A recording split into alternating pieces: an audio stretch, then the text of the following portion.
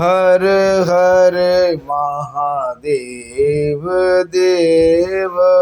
धर्मप्रेमी बंधु, श्री श्री महापुराण रुद्र संहिता युद्ध खंड अध्याय 15 में आज आप सब सुनेंगे राहु के शिरच्छेद तथा समुद्र मंथन के समय के देवताओं के छल को जानकर जलंधर द्वारा क्रुद्ध होकर स्वर्ग पर आक्रमण, इंद्रादि देवों की पराजय, अमरावती पर जलंधर का आधिपत्य, भयभीत देवताओं का सुमेरु की गुफा में छिपने की कथा।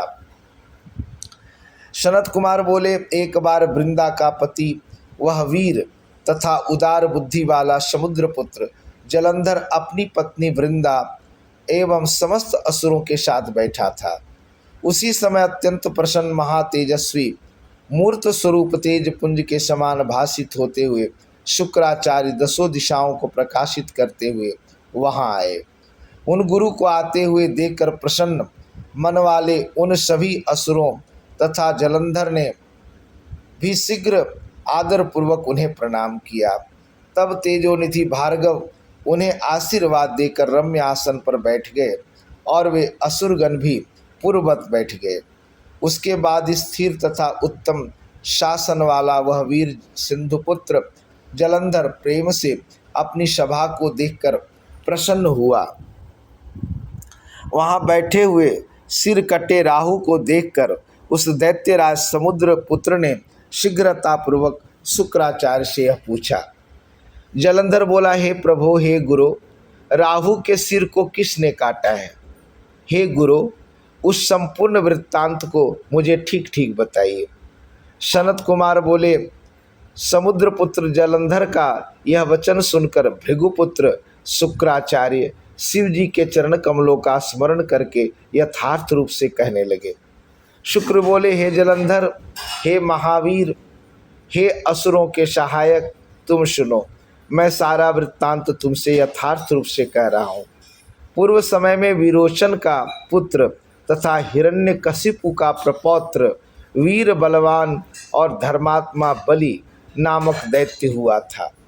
उससे पराजित हुए इंद्र सहित सभी देवता जो स्वार्थ साधन में अत्यंत निपुण थे, विष्णु की शरण में गए और उन्होंने अपना संपूर्ण वृत्तांत उनसे कहा।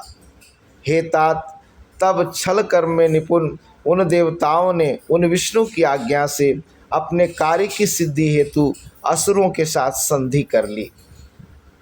इसके बाद विष्णु के सहायक उन सभी देवताओं ने अमृत के लिए असुरों के साथ आदर पूर्वक समुद्र मंथन किया।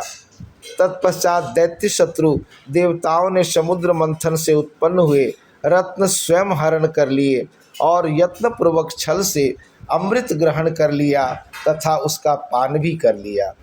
तदंतर अमृत पान से बलशाली हुए इंद्र सहित उन देवताओं ने विष्णु की सहायता से असुरों को पराजित कर दिया। इंद्र के सदा पक्षपाती उन विष्णु ने देवताओं की सभा में अमृत पीते हुए राहु का शिरच्छेदन कर दिया। सनत कुमार बोले, इस प्रकार शुक्राचार्य ने अमृत के लिए देवताओं द्वारा कराए गए समुद्र मंथन, राहु के शिरच्छेदन, रत्नों के अपहरण, दैत्यों के पराभव और देवों द्वारा किए गए अमृत पान, इन सब का विस्तार पूर्वक वर्णन किया। तब अपने पिता समुद्र का मंथन सुनकर क्रोध के कारण रक्त नेत्रों वाला वह महावीर तथा महाप्रतापी समुद्रपुत्र जलंधर कुपित हो उठा।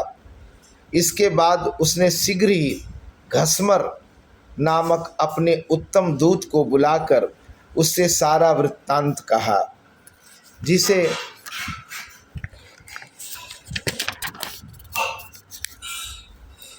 आत्मवान गुरु शुक्राचार्य ने बताया था। तत्पश्चात बहुत प्रकार से सम्मानित करके तथा अभय देकर अपने उस कुशल दूत को उसने प्रेम पूर्वक इंद्र के समीप भेजा। उस समुद्रपुत्र जलंधर का वह बुद्धिमान दूत घस्मर बड़ी शीघ्रता से सभी देवगणों से युक्त स्वर्गलोक को गया।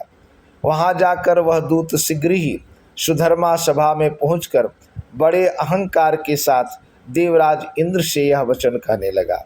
घस्मर बोला, समुद्रपुत्र जलंधर, सभी दैत्यों का अधिपति, महाप्रतापी एवं महावीर है तथा शुक्राचार्य उसके सहायक हैं। मैं उसी वीर का घस्मर नामक दूत हूँ और वस्तुतः घस्मर भक्षक नहीं हूँ। उसी वीर के द्वारा भेजे जाने पर मैं आपके पास आया हूँ। सर्वत्र अप्रतिहत आज्ञा वाले महान बुद्धिमान तथा संपूर्ण देवताओं को जीतने वाले उस जलंधर ने जो कहा है उसे आप सुनिए। जलंधर बोला, हे देवाधम, तुमने किस कारण से पर्वत के द्वारा मेरे पिता समुद्र का मंथन किया और मेरे पिता के सारे रत्नों का अपहरण किया? तुमने यह उचित नहीं किया। उन रत्नों को अभी शीघ्र लौटा दो और विचार करके देवताओं सहित मेरी शरण में आ जाओ, अन्यथा हे सुराधम, तुम्हारे समक्ष बहुत बड़ा भय उपस्थित होगा तथा तुम्हारा राज्य नष्ट भ्रष्ट हो जाएगा। मैं यह सत्य सत्य कह रहा हूँ। सनत कुमार बोले, दूत की यह बात सुनकर देवराज इंद्र विस्मित हो गए और वे भय तथा रोष से युक्त हो उसे पूर्व वृत्तांत को याद करते हुए कहने लगे, हे दूत, मेरे भय से भागे हुए पर्वतों को तथा अन्य मेरे दानव शत्रुओं को पूर्व काल में उस समुद्र ने शरण दी थी, इसलिए मैंने उसके सारे रत्नों का अपहरण कर लिया है। मेरा द्रोही सुख से नहीं रह सकता है। मैं यह सत्य कह रहा हूँ। पहले भी इसी सागर के शंख नामक मूर्ख पुत्र ने मुझसे विरोध किया था, इसलिए साधुओं ने उसे अपने साथ नहीं रखा। वह साधुओं का हिंसक और बड़ा पापी था। वह समुद्र में छिपा रहता था, अतः मेरे छोटे भाई विष्णु ने उसका संहार कर दिया। अतः हे दूत, तुम शीघ्र जाओ और उस समुद्र पुत्र से सागर मंथन का समस्त कारण ठीक ठीक कह दो। सनत कुमार बोले, इस प्रकार इंद्र के द्वारा विसर्जित किया गया वह महाबुद्धिमान दूत शीघ्र ही वहां पहुंचा जहां वीर जलंधर था। उस बुद्धिमान दूत ने इंद्र द्वारा कही गई सभी बातों को दैत्यराज जलंधर से कह दिया। इंद्र के वचन को सुनकर दैत्य के ओष्ठ क्रोध से फड़कने लगे और वह शीघ्र ही सभी देवताओं को जीतने की इच्छा से उद्योग करने लगा। उस दैत्येंद्र के उद्योग करते ही सभी दिशाओं से तथा पाताल से करोड़ों करोड़ दैत्य आकर उपस्थित हो गए। तत्पश्चात वह महावीर तथा प्रतापशाली समुद्रपुत्र जलंधर शुंभ निशुंभ आदि करोड़ों सेनापतियों के साथ देवताओं पर विजय करने के लिए निकल पड़ा। इस प्रकार अपनी संपूर्ण सेनाओं को साथ लेकर वह जलंधर शीघ्र ही स्वर्ग में पहुंच गया।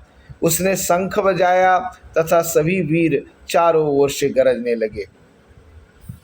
इंद्रलोक पहुंचकर उस दैत्य ने संपूर्ण सेना के साथ सिंहनाद करते हुए नंदनवन में डेरा डाल दिया।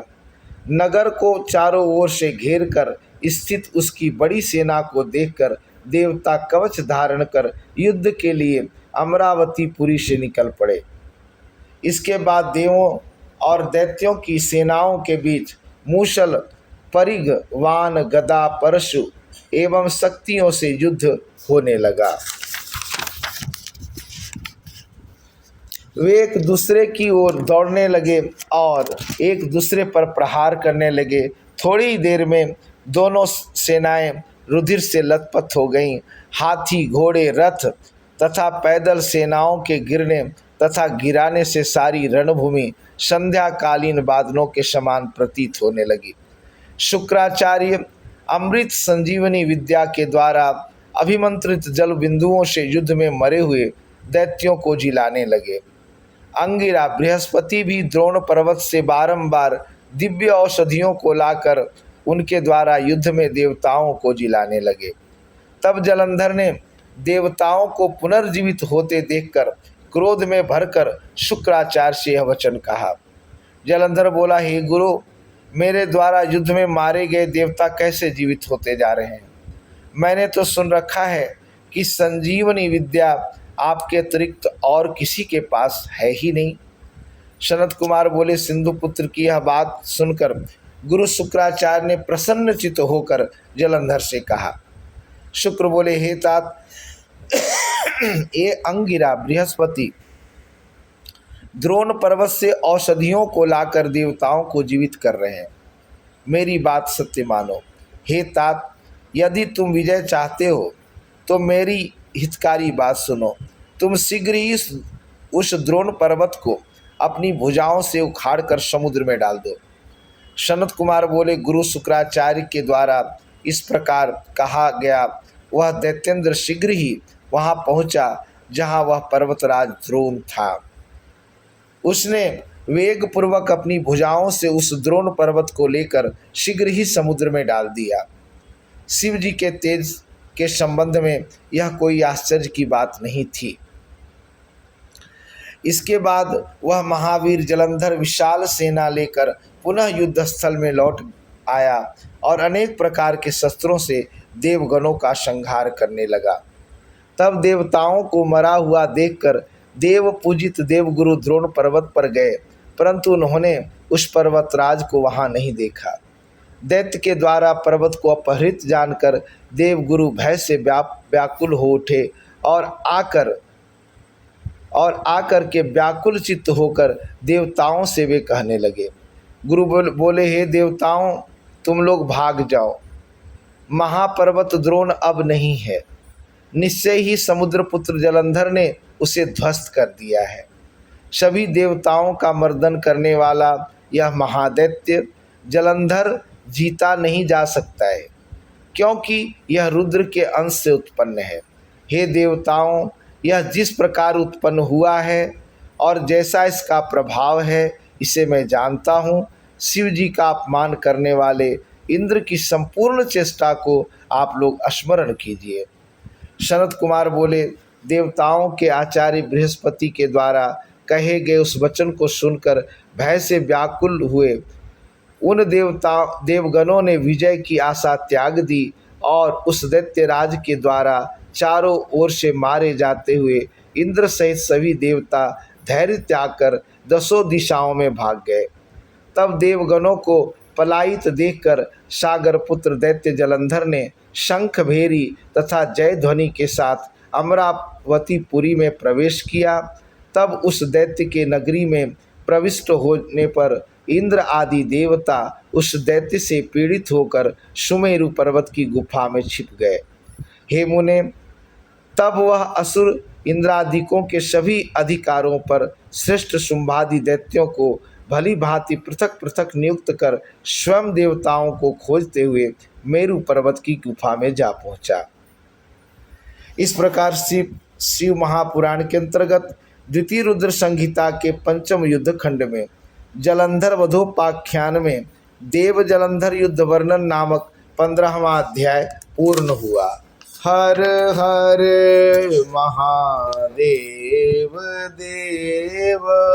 तो ये था 15वां अध्याय और कल 16वें अध्याय में आप सब सुनेंगे जलंधर से भयभीत देवताओं का विष्णु के समीप जाकर स्तुति करना, विष्णु सहित देवताओं का जलंधर की सेना के साथ भयंकर युद्ध करने की कथा। आज के लिए इतना ही, धन्यवाद।